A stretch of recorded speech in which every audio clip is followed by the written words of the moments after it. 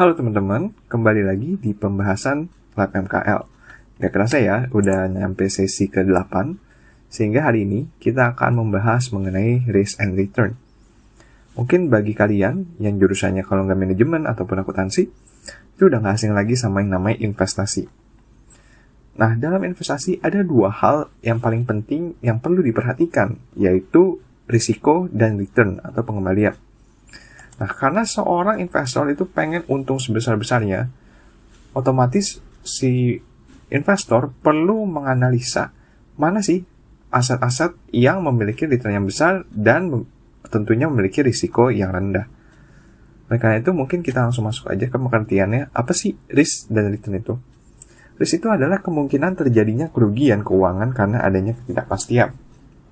Misalnya, sebuah aset itu dibilang atau dikatakan berisiko apabila aset itu memiliki pergerakan harga yang sangat fluktuatif. Misalnya, saham nih. Sebuah saham yang dikatakan berisiko itu bisa naik 50% dalam sehari. Tapi bisa juga besokannya turun lagi 70%. Nah, itulah makanya yang menciptakan ketidakpastian dalam investasi saham tertentu misalnya. Lalu kemudian return kebalikannya adalah tingkat pengembalian pada suatu investasi yang dilakukan pada periode tertentu. Misalnya kamu investasi dalam obligasi. Nah, itu pengembaliannya adalah capital gain dan si coupon rate-nya. Jadi berapa sih untungnya ketika kalian naruh sejumlah uang dalam aset tersebut. Nah, untuk aset sendiri dibagi menjadi dua, yaitu single asset dan portfolio. Single asset itu merupakan sebuah investasi di mana kalian menaruh semua dana kalian dalam satu aset. Misalnya obligasi, reksadana, saham, tapi hanya satu jenis aset aja. Sedangkan kalau portfolio itu kalian berinvestasi dalam aset yang terdiversifikasi. Misalnya kalian punya uang 100 juta. Nah, 100 juta itu 20% kamu taruh di saham. Terus 40% misalkan di obligasi, sisanya di reksadana. Nah, itu namanya portfolio. Nah, dari sini kita bisa lihat bahwa dalam investasi portfolio itu risikonya jauh lebih kecil dibandingkan single asset. Kenapa? Karena kalau dalam single asset, ketika si aset tersebut mengalami fluktuasi harga yang sangat signifikan, maka nilai investasi kita akan sangat terpengaruh. Tapi kalau di portfolio, misalkan salah satu aset aja nih yang mengalami fluktuasi. Nah, itu kita masih bisa di-hedge atau dijaga nilai kita dengan aset-aset yang lain. Dan tentunya memiliki risiko yang lebih rendah. Seperti itu. Nah, kita mungkin mulai masuk ke rumusnya dan perhitungannya. Nah, ini ada rumus return secara umum. Nah, return secara umum ini rumusnya adalah CT ditambah PT min PT min 1 dibagi PT. Di mana CT itu merupakan cash flow atau jumlah dana yang diterima. Lalu PT itu adalah price atau nilai pada periode T, sedangkan PT min 1 merupakan price atau value pada periode T min 1.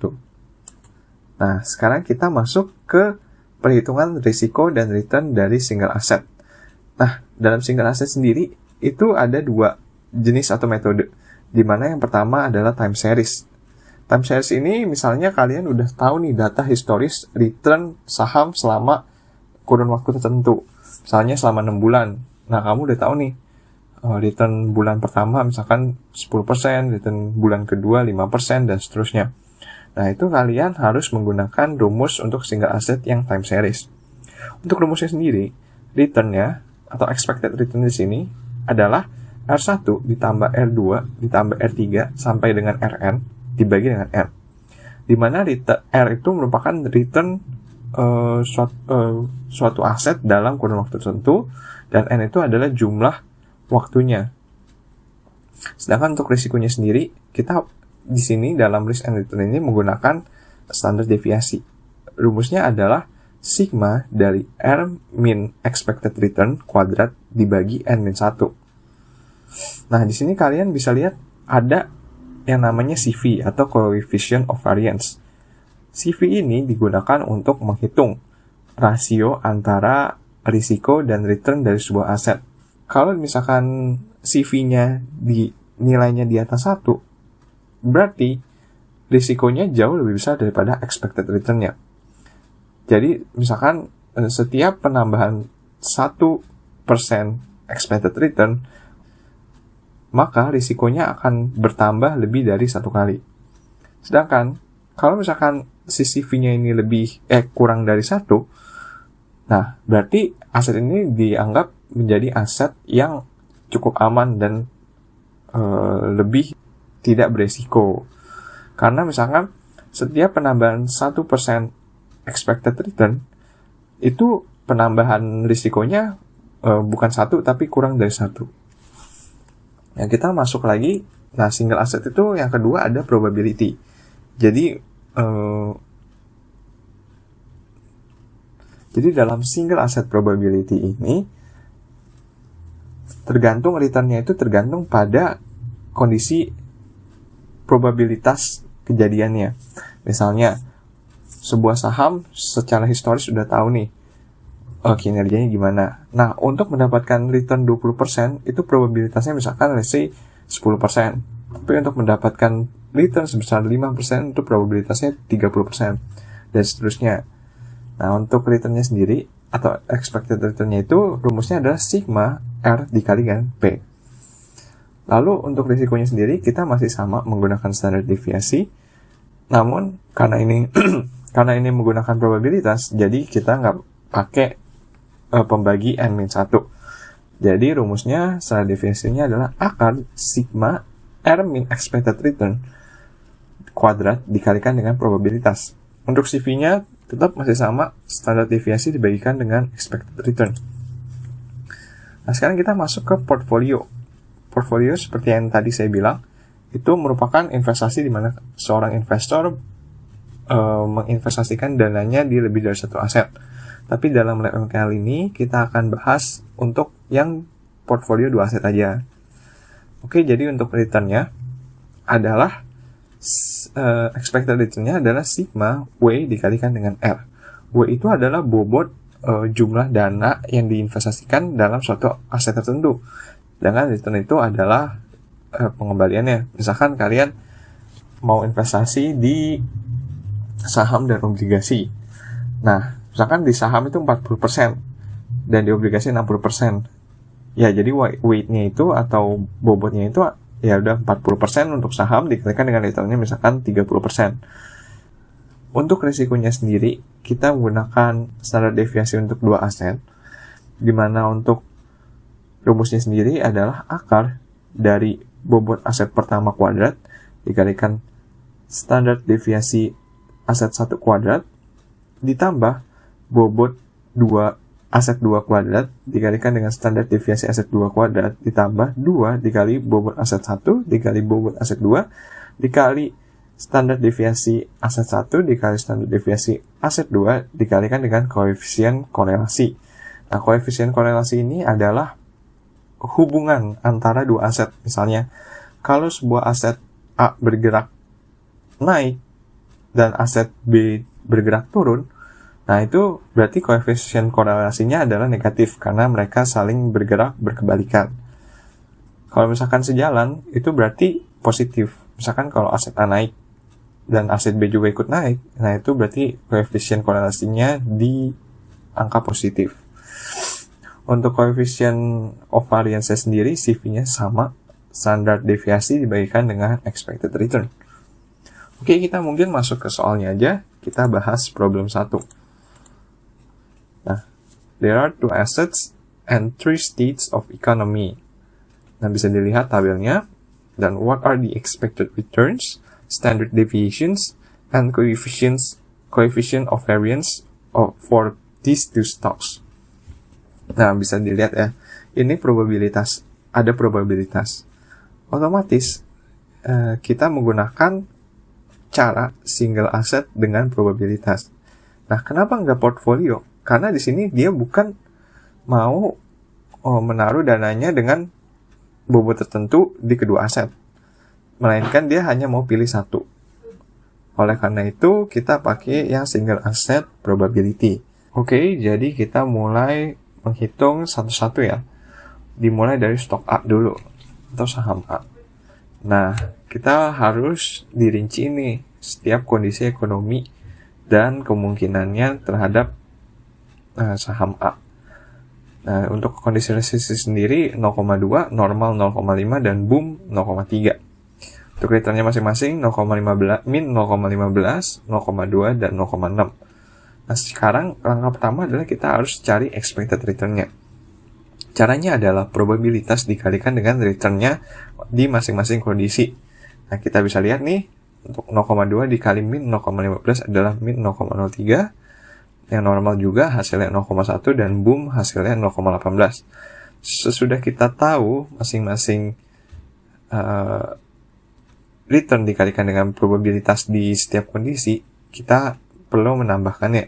Dan kita lihat di sini kita dapat 0,25. Nah, itu adalah expected return dari saham A. Nah, sekarang kita tinggal cari risikonya. Risikonya menggunakan standar deviasi. Caranya adalah standar deviasi dicari dengan cara R min expected return kuadrat dikalikan dengan probabilitasnya. Ya udah, kita cari masing-masing aja. Dengan cara yang pertama kita kurangin dulu nih return-nya di masing-masing kondisi dengan expected return-nya. Oke, jadi yang untuk yang resesi min 0,15 dikurang 0,25 jadinya min 0,40. Untuk normal 0,2 dikurang dengan 0,25 jadinya minus 0,05. Sedangkan untuk boom 0,6 dikurangi 0,25 hasilnya 0,35. Nah, kita kuadratin lalu kita kalikan dengan probabilitasnya masing-masing. Jadi untuk resesi sendiri hasil return dikurang expected return kuadrat dikali probabilitasnya adalah 0,032. Sedangkan untuk yang normal, kondisi normal adalah 0,00125. Dan untuk kondisi boom adalah 0,03675. Nah, kita sum aja, kita tambahkan dan ketemulah hasilnya 0,07. Nah, ingat, untuk standar deviasi rumusnya adalah akar dari 0,07 ini. Sehingga kita dapat untuk standar deviasi atau risikonya sebesar 26,46%. Nah, sekarang kita cari coefficient of variance-nya dengan cara standar deviasi dibagi dengan expected return-nya. Berarti 26,46% dibagi 25% sama dengan 1,06. Berarti kurang baik ya kalau dilihat berdasarkan risikonya, karena risikonya cukup jauh lebih besar dibandingkan dengan expected return-nya. Lalu kita masuk ke perhitungan stok B, sama. Untuk probabilitasnya ya, dia sama 0,2, 0,5, 0,3. Tapi yang beda di sini adalah return-nya. Untuk resesi sendiri 0,2, normal 0,3, dan boom 0,4. Sekarang kita kaliin aja untuk return dikali dengan probabilitasnya masing-masing. Ketemulah 0,04, 0,15, dan 0,12. Setelah itu kita tambahkan aja, kita jumlahkan, dan ketemulah untuk expected return-nya adalah 31% atau 0,31. Nah, sekarang kita tinggal kurangin aja nih masing-masing return-nya dengan expected return-nya. Kita dapat di resesi untuk R min expected return-nya adalah minus 0,11, untuk normal minus 0,01, dan boom itu 0,09. Nah, kita kuadratin aja masing-masing dan kita kalikan dengan probabilitasnya. Dan kita dapat nih untuk resesi hasil akhirnya adalah 0,0242, untuk normal 0,00005, sedangkan untuk boom 0,00243. Sama kayak yang tadi, kita tambahin aja. Lalu jadinya untuk sigmanya adalah 0,00490. Nah, untuk standar deviasi kita harus akarin hasilnya dan dapatlah 7%. Nah, kita cari coefficient of variance seperti tadi, di mana standar deviasi kita bagi dengan expected return. Berarti 7% dibagikan dengan expected return-nya 31%. Hasilnya adalah 0,23. Ini di bawah 1 ya, jadi bisa dibilang aset ini cukup aman dan lebih tidak beresiko. Nah, untuk pertanyaannya tadi adalah cuma ditanyakan expected return, standard deviation, dan coefficient of variance. Nah, tapi kalau misalkan disuruh pilih, berarti kita lebih pilih yang B ya. Kenapa? Karena bisa dilihat expected return-nya adalah 31% dibandingkan dengan yang stok A cuma 25%. Sedangkan untuk risikonya untuk yang stok B itu cuma 7% dari standar deviasi. Sedangkan untuk stok A itu sampai 26,46%, sehingga coefficient of variance-nya pun jauh lebih besar yang stok A dibandingkan dengan stok B. Berarti kalau misalkan disuruh pilih, si investor lebih baik untuk memilih stok B. Oke, mungkin segitu aja untuk pembahasan hari ini. Kurang lebih mohon maaf. Terima kasih.